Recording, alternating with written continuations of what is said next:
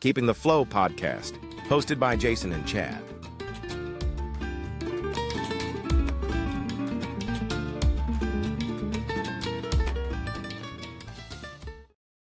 Today we're going to have Jfmeece on from GLCAP, which is the Great Lakes Community Action Partnership, and they have 7 states that they work in. So basically, Midwest, like Ohio, Indiana, Illinois, Michigan area. And then what they do is they help communities under 10,000 people find funding. And I kind of ran into them with working with another community, and I had no idea they existed. It was kind of crazy. So I was like, well, hey, I'd never heard of them. I'd never heard of that group, but I wish I would have. There'd have been a lot of times, when I was in the small system side, that definitely would have been beneficial. So well, that's no. good. Yeah, the biggest thing I hear is, "Hey, Chad, we don't have any money." What? No kidding. So neither does anybody else. Who does? Yeah. Cities So don't, residents right. don't. I don't. Like Yeah, and then whoever has enough money. I've been asked, "Hey, can you help us write a grant?" And I mean, no, I can't. I can't help you write a grant, but these guys can. So uh, tremendous things, and they do a bunch of other stuff too, crazy stuff. So they'll help you with asset management, which I'm a big proponent of. I host, if nobody knows, I host a 4-hour asset management class for AWWA every couple months, or whenever I they didn't want even me. know that. Yeah, so Yeah. I've one coming up on the, let's see, next week Tuesday in LaGrange Park. So I have a 4-hour class, help with asset management and awareness, because that's a big deal. It's a big deal. And I joke, it goes by super fast for me. So hopefully it goes super fast for everybody. But 4 hours I flies by. know. Yeah. Well, that's yeah. And the days. Well, at least the days are getting longer, so now you have a little more time. I will I will I will have another one out by you probably, in fall. So every couple months I'll do it. So Moline hosted the last one. Oh, cool. Yeah. So certainly get a hold of us. We can.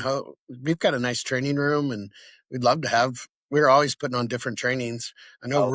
Oh, Before we get started, what did you think about AWWA? What about any goods, positives, negatives from the conference that we attended last? Almost 2 weeks ago now. yeah, no, it's good. It's always good to get in front of people and see old friends. Uh, I don't think, if you ask 10 people, you get 10 different answers, all across the board, from it was a 0 to it's a 10. I don't, as long as I can get out and see as many people as possible, that's my goal. And I mean, it's a good facility. I mean, it absolutely could grow and get bigger. I'm looking forward to the future years. So they're doing a good job, and I don't have any complaints about it. So it was good stuff. Yeah, I always pick up something, whether it be from a vendor, something new, or maybe a vendor I'd never have worked with. Um, so you establish kind of that communication, that initial communication where they're telling you about what they've got, and I get to see it, and maybe if it's something that interests me, that we can continue the talk later on. But yeah, it's always a good time to see people. It's always a fun time, and it's some good learning that goes on. So Yeah. it's always positive.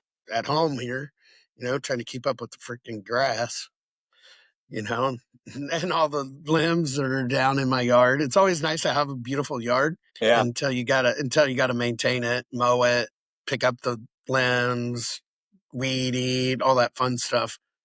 So I was throwing the football with my son. I have twin boys, but one of them wants to throw the football, and it's been they mowed on Saturday, and we got nothing but rain. So he's like, "Hey, Dad, we need to mow." I'm like, "You want to do that right now?" He's like, "No." I'm like, "Well, then why'd you bring it up?" Yeah. It's like, no kidding. I need to mow. Okay, go get the mower, kid. Well, if That's they funny. want to mow, like definitely want to get them on it, because when they get older, then they're not. It's not as thrill. It's not a big of a thrill mowing anymore. So um, I did get the mower out. And I did mow a little bit the other day, so it's just going to keep growing. haven't got a chance to get any mushrooms. You got any mushrooms up at your place? I get mushrooms in the fall, but not in the spring. Yeah. So the around here, like country folks, they're out in the timbers right now looking for morels, uh, and you could almost create a job on that, like Really? $50 a pound. What? Yeah, we're in the wrong business, man. Like we're not gonna make money. We're not gonna make no $50 like doing a podcast. We'd be better off to go out in the timber, try to find some Well, this, morels. well, this, that should be our next one. We'll just live stream that. That's how we could. Maybe that's how a municipal should start doing. Going Yeah. searching for some morels at $50 a pound. Yeah. You Perfect. could have your plant paid for. Yeah. And they're So like, hey, what about our lead? And like, hey, here's some mushrooms. Relax. yeah. We'll see how that goes.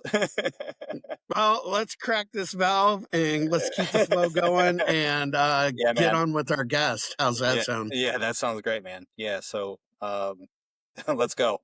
Our guest today is James Meece from the Great Lakes Community Action Partnership, where he works with Rural Community Assistance Program, or the RCAP. Um, James has been with uh, the Great Lakes Community Action Partnership since 2016. He has a bachelor's of science in the field of journalism and political science from Illinois State University, and a Juris Doctorate from the Southern Illinois University School of Law.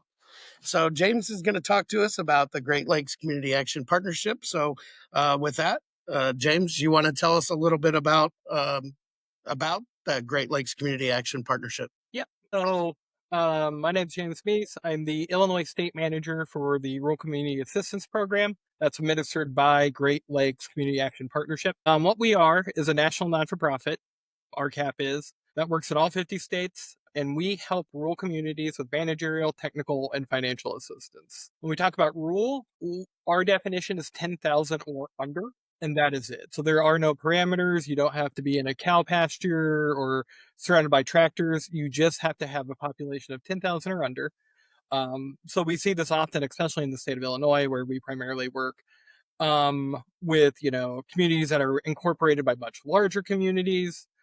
We can also work with individual homeowners associations that are smaller rural school districts that kind of might fall into that population as well. So while we do have some parameters of who we can help, we are, flexible within that as well. Also, in the last 2 years, we started an environmental finance center program. And with that funding, we can actually go above and beyond that 10,000 or under. There are special qualifications for that. And if you are a community that thinks that you can use any of these services from us, but are a little bit bigger than that, feel free to reach out to me. And we can kind of expand on that. But like I said, we offer managerial, technical, and financial assistance. What that means is on the managerial side, we will do things such as rate analyses to kind of help water systems understand where the rates are, what they need to be charging, if they're having a deficit, also help them put into place those individual ideas on what we need to do to kind of help move it into the future. We also work with a lot of boards. We can do board trainings. So we can help train boards about what their water system is. I know we just passed April and it was local election deadline. So if you have a new board who's coming in, or even a few board members, oftentimes this is a good time. I can't tell you, a lot of times I will go into a rural community and I will ask them, what is your most expensive asset that this community owns? And they'll say, it's probably the city hall, it's probably this. And I'm like, or it could be that $3 million water treatment plant down the street that none of you seem to, even think about, because the idea is as long as the water turns on, we don't want to think about it. But they don't realize that now you are, as board members, you become stewards of this water system, and you are going to be responsible for this kind of moving forward. So on top of that, I did mention trainings. We do trainings throughout the state of Illinois. Often we do both online and in person. Our trainings are not population capped, so anyone can attend those. So even if you're in a larger system, we do trainings for operators. There are always CEUs for our trainings that we offer. And we do them on a variety of topics, both on water and wastewater. On the technical side, when we talk about this, we have 2 licensed water operators on staff. And what they can do is come out if you're having any problems with your water system. They can work with you. We can also do condition assessments, doing a full assessment of your system. We can help work on asset management plans. That's become kind of a bigger issue in the last couple years. PA is exploring the idea of asset management plans. I know in Michigan and Ohio, they're already required. So they actually, years ago, they put them into place that water systems had to put those forward. That's not quite the case in Illinois yet, but they are good to have, and they especially help with funding, which moves on to our next topic. We can help with funding, primarily access to funding. So we know a lot of the grants and the funding programs out there. We've been through the process, both with USDA Rural Development and through the State Revolving Fund, through the IEPA. We can also help with community development block grant applications through DCEO, or Department of Commerce and Economic Opportunity. Sorry, I live in a world of abbreviations and everything, so I always like. Sometimes I forget that not everyone does that, so I always like to try to spell them Right. out. We can go through, we can go through and help you with those applications. We won't ever do the full application for you purely because by the time we did, we'd be on the phone with a community so much that they've already done the majority of the work. But we are there to walk them through the steps, to go through every single, the forms that come out. We see this a lot in rural communities. That especially if it's a clerk who's volunteering, or a mayor, or part-time, a lot of times this isn't people's full-time jobs. They don't quite realize the amount of things that they're going to have to do to be able to get access to this funding, so we'll walk them through that. With that too, we also do environmental reports, or NEPAs, and categorical exclusion. So if you are having a project and you're getting close towards funding and you need that accomplished, we can go ahead and do that. And I should have mentioned earlier, but all our services are at no cost. So if you're 10,000 or under, or like I said, under our newer program, even if you're over, we will not send you a bill. There's no membership requirement or anything of that. We purely ask that you work with us and that there's a buy-in from the community. But at the end of the day, there are no bills or anything of that. So that's kind of primarily what we do and what we focus on. Like I said, I've worked on the rural side for since 2016. Primarily today, if you need any examples or anything, that's kind of where my mindset has been. But we have worked with some bigger communities as well. And we realize that a lot of them are all the same problems. No matter how big or small you are, it's going to be, basically, how do we run this water system? We understand that costs are increasing. We understand that funding is becoming more competitive. And frankly, a big part of what we do is education, just educating people on the importance of their clean water, understanding, the investments in the system and what they need to do. New emerging contaminants and contaminants coming out. That's kind of our big thing. So, Great. Thanks, James. Wow, that's a lot to digest. So Yeah. you guys are not stopping. So nope. lots of stuff to offer, and that's amazing. You guys have an amazing program. And I'll tell you what. One thing that you said, I've been into council meetings, and our company that I work with rehabs water towers. And when they see how much a water tower rehab costs, they're like, "What do we even need a water tower for? Do we even need to spend this money?" So it's Yeah. it's an education for sure is key. So appreciate that. Thanks. And for me, James, so I've ran small systems before coming to the large system. I'm actually in Rock Island now, but Okay. coming from a small system, I know that they do struggle with aging infrastructure just as a large system does. And a lot of times, they're not prepared for the costs or for what's needed to make repairs to the infrastructure. So maybe could you walk us through, like, okay, so I have some infrastructure needs. Maybe it's a new plant. Maybe it's some sort of new process equipment. What would the process be for me, a small system? Not only contacting you, but maybe kind of walk us through the steps that a small system would take in working with you. Yep. So what would typically happen is you would reach out to us. I would come to you. We'd have a discussion, primarily about what your needs are. We kind of help identify what the bigger needs are, and then, the need to haves and the want to haves. We understand that the want to haves can very quickly become the need to haves. So that's not, we're not pushing them to the side, but we want to narrow our focus primarily. So then we'd probably start having a conversation about finances, seeing, where you're at with your money, where you're at in your reserves, if you have any, where your bills are at. I typically like to start off by doing a rate analysis. And it's purely because once we have that rate analysis done, we can start incorporating the cost of the project that you are possibly looking into that we've identified. Even if we're just kind of ballparking it to see how much it will affect your rates. We know that's the biggest thing is you're going to have to pass those costs off to your user. And, there's a concern. We would then See that, James? Do you see that a lot in small systems? Like, you've got town X who hasn't had a water increase or a wastewater increase in their town for a long time, and they're proud of that. Most small towns are usually proud, and they note that to their residents. Hey, we haven't had an increase. But then when they start looking at their needs and what it's going to cost them, um, they see that, wow, we should have been evaluating our rates all along here. So Yep, that's something we see constantly. I recently worked with one who hadn't had a water increase since 2012. And I understand that while they're proud of that, but also to keep up with the rising costs, they are now going to have to raise their water rates by 20 to 30%.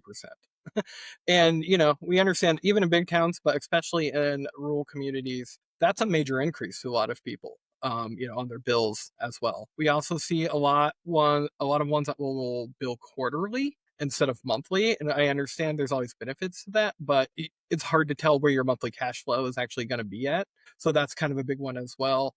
Um, the other big thing that we run into is comparing your rates to the communities around you without understanding that that community might have a completely different situation than you have, or understanding exactly what's happening. You hear a lot of, well, so and so X is, they're only $5 a month. Why are you telling us to charge 10? And while I right, understand that so and so X's community is only $5 a month, one, they might need much, need an increase to their costs, or they're just ignoring their maintenance, or they have a different fund coming in. They might have an energy fund that is help propping up the water treatment plant. You don't know what's happening. Comparing yourself to to your neighbor is one of the worst things that I think you can do, because it's not giving the whole picture of where it's at.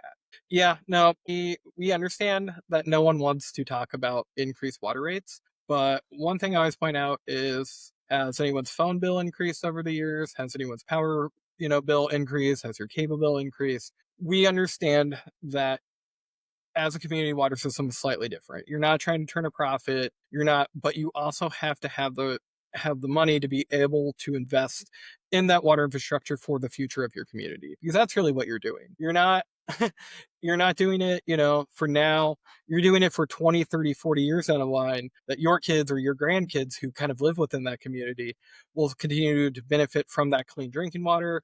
We'll have that newly updated water treatment plant, and we'll have all those things in place, because frankly, the longer you kick it down the line too, prices are not going to go down. They just are going to kind of continue to increase. So there's no right time to do a project, but also the worst time to do it is when we need to have it done immediately. I can't tell you, we've worked with some communities, their well goes down, or they're having constant main breaks. And it's, well, we should have probably fixed this 2 years ago. And instead, now we're trying to run around, because the funding process is not a fast one. It's not something that, there's no magic money. I can't snap my fingers and get you money for this project immediately. It's usually a year to 18 months, if not longer. Kind of, and that year to 18 months is everything goes perfectly, there's no hiccups, and there's no issues. More than likely, we're working at 1 to 2 years. I've even been in ones that have gone a little bit longer than that. And it's, so this is, if you think you have an issue, we need to at least start exploring the idea, because that would be the next step that I would bring up to community. So we'd probably start looking at the rates, and then I'd kind of let them know the funding options as well. In Illinois, we have two grant loan programs that we primarily work with, one being the USDA Rural Development. Typically, they're offering 40-year terms at a set interest rate, and they would also only be 10,000 or under. The other one we would look at is IEPA SRF. The SRF fund is typically a 20 to 30-year term, even though I don't know, that might be adjusting. I'm not entirely sure. With an interest rate somewhere in the last couple years, it's been a little bit below 2%. So that kind of is our two major options. And it's, who would you like to go with? We never recommend one or the other because ultimately that is the community's decision. I will just give them facts about who's out there and what their opportunities are. We also see if there is a CDBG money available for a grant. For that, it's a highly competitive grant. Your income parameters have to hit certain levels, and if you don't qualify, then you can't really apply for it. So, that is something we'll discuss because we get that constantly. And Well, are you working with the communities to try to evaluate which one is going to be the best option for them, or what? How do you determine what is the best option? With ultimately, they'll determine it. We won't determine it for them because, again, it's going to be their responsibility. We're not going to be the ones paying the loan or going through the process. So we'll kind of discuss our options with them and let them kind of determine it. Again, we'll give them all the facts about all of them. We'll let them, contact whoever they may need to. If they've already hired an engineer or have an engineering firm that they're comfortable with, sometimes we'll work with that engineer as well. It seems that there are some engineers that are super familiar with the SRF program and the other ones that are super familiar with rural development. And, then a few who are super, familiar with both. So, if the community is hired this engineer and the engineer is more comfortable with that and the community is comfortable with going through that process, we'll kind of let them know as well. So that's kind of where we're, kind of the process is a lot of it's going to be education and voting for them. Again, some of them feel more comfortable with that 40-year term through the USDA as opposed to that 20, 30-year term through the IEPA. There is usually going to be a higher interest rate with that, but again, that's but it's going to take you longer to pay off. Mhm. A lot of it is too is immediacy. Sometimes the SRF program can be a little bit more competitive, especially with the lower interest rate, and they don't have a population cap. So if the population cap, so they're dealing with everybody. They're not dealing with 10,000 or under, as opposed to the USDA only will deal with 10,000 or under for water wastewater systems typically. So that's kind of one of the big things that we run into and kind of let them know as well. So it's a little different on everything, but that's kind of how it works through our process. And then if they do decide that funding, we'll start working with the community to kind of go through that funding process. In the background, at the same time though, if they're interested, we can start doing an asset management program for them and start building that out. Um, so, obviously you're not going to overhaul the complete system. So we're going to start, looking at those assets that are going to stay in the ground and what you primarily have. And then we can just add that new treatment system or, mains or whatever come in through the project that you're looking at into that asset management program. So then day one, you're ready rolling. Now, an asset management plan, we say is never completed because it's something that's constantly going to be updated and changed and kind of moved with. But it's, we can at least start getting the basis for it and then kind of, build on top of that. So that is kind of how we would go about the process. Obviously, every community is going to be a little bit different through how they want to go, and the steps that we run into. But mainly that is kind of how we would begin. And, we understand that we are not going to be, very few of our projects are in and out in 6 months. We know we'll be there a year, 2, 3, and we have no issues with that. And I've had one I've worked with since 2016. It's a very small community up north. I've had some that, yeah, we've done the rate increase and they decide, now it's not the time to do the project, which we 100% understand.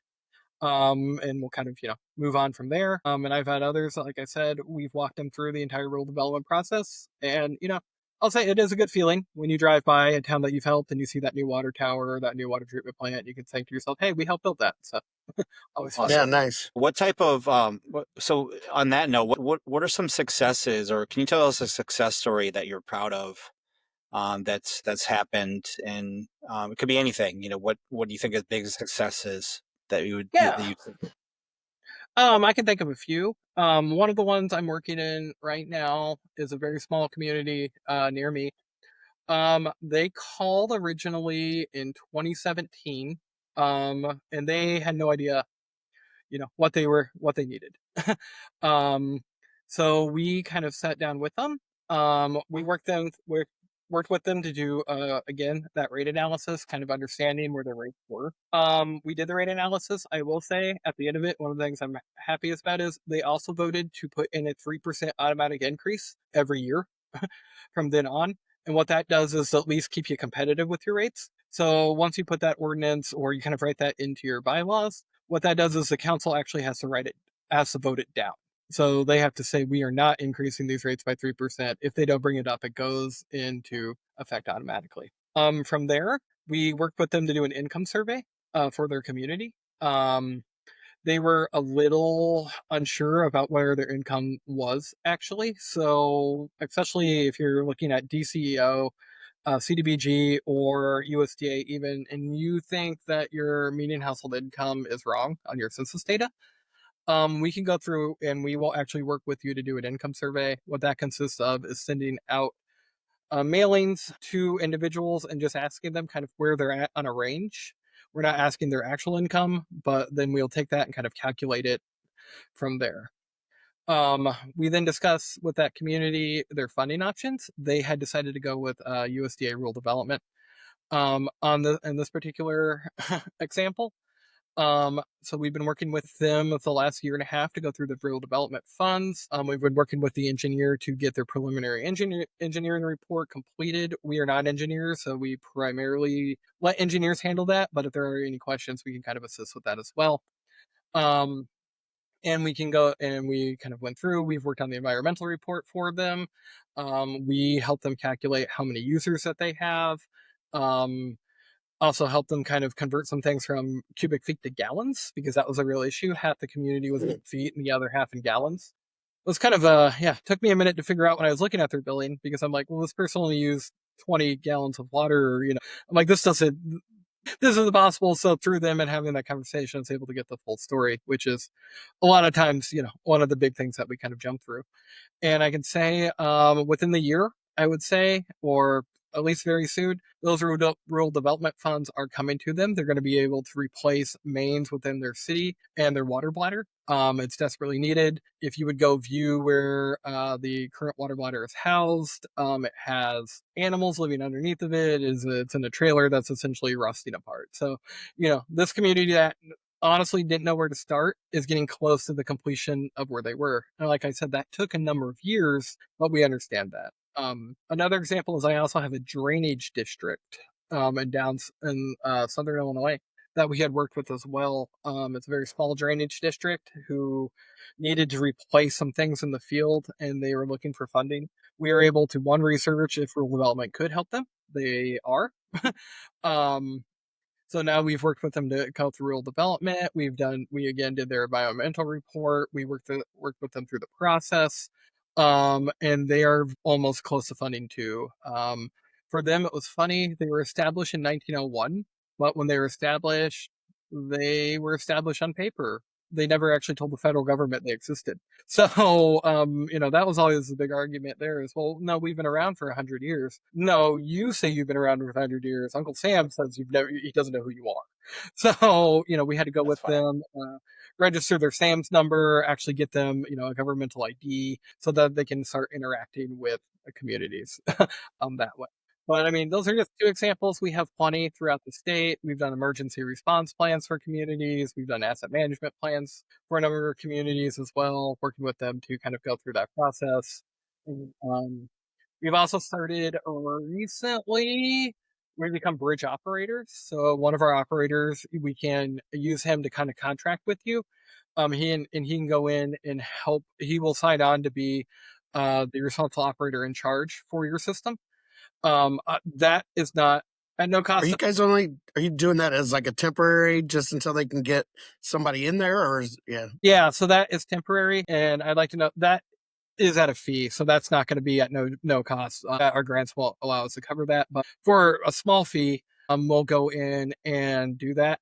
But when we go in, we explain we are not the permanent solution of this problem. We are here to either train current staff who have maybe not taken the test or are not licensed yet or might not have many hours, or work with you to find an operator who can take this on permanently. So it's not something that, we're not looking to run systems at all. We understand that there is an operator shortage in the state of Illinois, and it's, very hard sometimes, especially if an emergency happens or, something happens very quickly with those operators to, kind of get someone in charge. So that is something that we've we've been working with as well. So we've talked a little bit about, like new infrastructure. What about like compliance issues?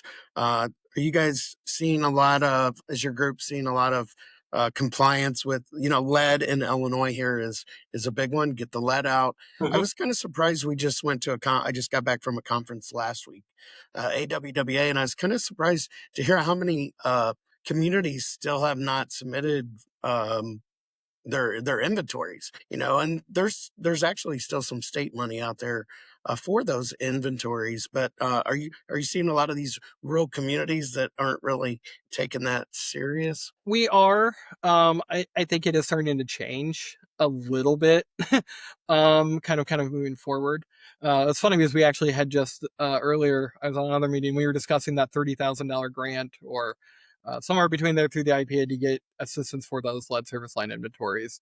Um, yeah, I think the biggest struggle right now is one, working with the homeowners to kind of figure out what the homeowner has, which we kind of all knew going into it that was going to be the problem. Sending out those surveys, working with them to figure out what is in the home. And I think the biggest thing to stress to communities right now is that, again, this is an issue that's not going to go away. They're not just going to suddenly ignore it. And the quicker you do that inventory, if you do discover a great amount of lead, the easier it will be to access that grant funding that will be coming later to actually help you with that replacement. So ignoring it is not the path to go. You want to, kind of be a little bit Right. active on it. Um, and we have been working with a number of communities that um, do have lead issues, and we can also help with the inventories as well. We will actually walk you through the lead service line inventory and work with you to get that completed. I also earlier this week I got a letter from IEPA saying that schools are going to need to start being tested as well. And I'd just like to know that that is something we can help with. And we also do have a pot of money that if those schools do start seeing lead issues, that we can kind of work with them to help with that lead replacement. We have a grant that has come through kind of to help with that too. So yeah, we're seeing the lead kind of pop up, and we know it's not going to go away. We're trying our best to stay on top of PFAS, but that is moving so incredibly fast that it's not something that we're knowledgeable of it, but we're kind of in the same boat as a lot of communities. As regulations and actions come out, we can kind of work with them. Same thing with nitrification action plans. We've helped with those. We know that was kind of an issue there for a while. Source water, Water source water protection. Yep. And those are all things that our operators can help assist people with. But those are also good things to know too, because as you talked about earlier, that planning, when you're starting to look at your rates and increases, you want to make sure that you include all of that stuff in the future, even though you don't have a magic, a magic mirror that's going to predict all that. But you can kind of see what kind of issues are going to be facing that the communities are going to be facing in the future. Removing lead, PFAS, nitrification, all of these different things really need to be looked at as a part of a whole program for a community when they're looking at their rate increases. Oh yeah, that's what I mean. It's budgeting and trying to budget for the future. And we know that, like I said, that you might not have all the answers, but if we can start building up at least some reserves or some funding available, because I think the worst thing you can do is go to a community in your constituents in the community and say, hey, we didn't do our jobs. We knew or so now we're going to have to increase our rates by a significant portion purely because we can't afford these improvements. So that is something that we always try to help let them know and incorporate within that. Yeah. What So, communities, is there any? Do you guys have any kind of cap on? I know there's a cap on the size of the community, but like the size of the project, do you guys? Is there anything that you say? Well, we need to maybe have someone else take a look at this, or No, not typically. The only thing is, I mean, we are not engineers, so once it gets involved more in the engineering side, if there's anything of that nature, we're not licensed. No one I know. I went to law school. I didn't go to engineering school. I took the LSAT specifically because there's not math on it. like that's not my game or anything of that nature. So like we can't do anything on that. Outside of that, no. I mean, we'll work with communities as much as we can. We also do help understand the idea that sometimes bringing in outside help is useful. A lot of times we do have those connections. We have a great relationship in the state of Illinois with the Community Engineering Corps. So we've actually worked with a number of communities to kind of connect them on projects. I can say we've had one successful one and two very much in the process. Two of those, which actually is really interesting, they brought in engineering students from the University of Illinois to help design water treatment plants for rural communities. And we've worked with them on that, doing everything that we can on our side while they kind of do that. But outside of size and scope, as long as you're that 10,000 or under, we will do our best, and we are not scared to ask for help. Again, if we think that somebody else can help handle this better, or we have a previous relationship with somebody, we have no problem doing those introductions and kind of letting them know, hey, we'll help as much as we can. But if there's a different area of expertise, we'll do what we can to help connect you and kind of help get that solved. So then, James, when that's done, so you can get somebody set on the somebody set up and done. But do you have any processes in place to set them up for success for the long term? Do you help with, hey, this is what you need, like a plan for the future, or some type of process for that? Yeah. Well, a lot of that will come into that asset management plan that I had kind of discussed earlier, kind of starting to work on. Because with the asset management plans, what we'll go through is we'll actually grade your assets and do a condition assessment for systems so that they know what their biggest risk factors are. And so even after they've replaced everything or they've got everything done, they're at least aware, kind of, oh, maybe this main is a little older, or, it's starting to hit its maximum life. We need to start saving and have those reserve funds for that. On top of that, we'll help them with budgeting, letting them know, what the budget process is. Through both loan grant systems, there's paperwork that they have to submit each year, along with their payments, to let them to make sure that they're kind of doing what they're supposed to. We'll walk them through that process. We'll even go through, and I can meet with them quarterly and walk them through exactly where we need to be at, what we need to be doing.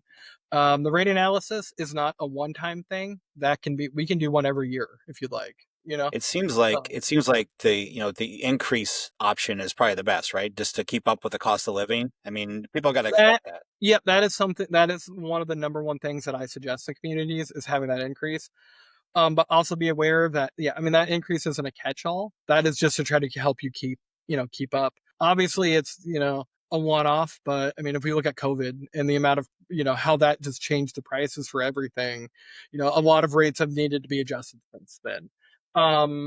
So again, we can go through and do that rate analysis every couple years to see, hey, are we keeping up? Do we need to add a little bit more? Do we need to increase that automatic rate increase from that 3 to 5? If you'd like to tie it to the CPI, you can. I wouldn't usually recommend that. I would just, kind of doing your own look and your own analysis on it each year. Yeah. So we understand that once a project's complete, we have no problem staying there. There's nothing that says that we have to be in a community. We can only be in a community so long. So we're there for the long haul. Nice. Do you do you have any advice for communities on how to brace their residents, or any wording? Do you help them with paragraphs that they can little talks on to the residents of, hey, this is why I think facilities plan and that assessment is definitely a plus, because it's something that you can show them and say, hey, here's what our plan is for this increase. But any kind of words of advice on how to word it to the public? Yeah. Transparency, honesty, I think is going to be, your two big ones. I've been in some systems that, let's say we're replacing a water treatment plant and it's terribly egregious and, falling down. They'll actually have an open house and let, community members walk through this water treatment plant and say, like, hey, here's where your water's coming from. Here's We're what it looks trying to like. change this. Yeah, this is what it looks like. We're trying to upgrade this. You need that it always upgraded. helps. Yeah. Like I said, just kind of explaining, hey, this is what's happening. This is what it is. I will say, and I say this a lot, if we do a rate analysis, and we have to come in, I don't live in your community, so I have no problem being the bad guy who says, hey, this is where your rates are. We probably need to increase them here. And if they vote on it, I would say they can blame that RCAP guy, because at the end of the day, I get to go home. I'm not the one who is who's living there and working. That is something that, I always try to let people know too. But really, transparency, honesty, and, just saying, hey, this is what's happening. Also letting them know that you have a plan for the future. Just, not saying, hey, we're increasing your water, but let them know why. We're increasing your water because of this. We're increasing your water because of this. I think sometimes just having that outside source to come in and say, here's what's wrong. I think that's a big benefit. Yep, Because it's somebody besides, myself or the operator saying, we need this. Because a lot of times I'll look at the operator like, do you really need it? Or is this something that, that you want? And it helps them push things because it's that outside. Yeah. No, I mean, we've run into that before where we'll come into a community and the operator will tell us everything that's wrong and what needs to be changed. We'll do our own analysis. We'll find that they were almost entirely accurate. That operator might have been saying that for years. We'll go to the board and the board's eyes will suddenly be, opened up. And we'll always look over at the operator and they're just shaking their head. Just because this guy said it, now you're listening. But we understand. Yeah. I mean, we're there to be that outside source and to be that valuable source as well. That, we understand that sometimes within a community, things can get lost. So that's why we're there to, make as many recommendations as we can. So James, kind of wrapping things up here. I'm really glad that we had you on this show. I was not even aware of everything that you guys did. I wish when I was running a small system, I would have been aware of you guys. How do groups, or how would a utility get a hold of you, or uh, how would they get utilize your services? Yep. You can go to our website. It is I should have probably had it off the top of my head, but it's Great Lakes Community Action Partnership. So if you Google that, that will take you to our website, which will put you in the way to contact us. It is You can also, glcap.org. glcap.org. yeah, glcap.org. You can also reach out to me directly. My email is jfmeece@glcap.org. And my phone number is 217-358-2143. We're available. We're here to help. We're federally funded. That's how we are able to help communities at no cost. So I like to say, you've already paid for us. We're your tax dollars at work, so please use us as much as possible. Awesome. No, it's Yes. a great service. And we know this isn't going to be getting any easier for you guys moving forward. The state of the state of our infrastructure, and this is state, from state to state, isn't just Illinois. It is all over the United States. Infrastructure needs are out there. And so there's going to be those small communities that are going to be looking for help. So I really appreciate you and your group for helping out the rural communities in understanding how to facilitate, whether it be all of the stuff that you mentioned in today's podcast. So, Nope, and thank you for having us and letting us, spread the word of who our cap is, and introducing us to anyone who might be interested in our assistance. all right. Thanks, James. Chad, you got anything else you want to add here at the end? Yeah, James, thank you so much for coming in, and you guys provide a great service. And I just recently found out about you as well, and collectively we have 25 or 50 years of experience in this industry, right, Jason? Right. That's a lot of that's too much time to not know about the nuances of funding and the great groups that are out there. So I appreciate you jumping on and helping some people out. Thank you. Thank you. All right. Thanks everybody for joining us today on Keeping the Flow, and look forward to seeing you guys in some of our upcoming episodes. So thanks again, James, for joining us. Thanks, James. Yep. Thank you, everybody.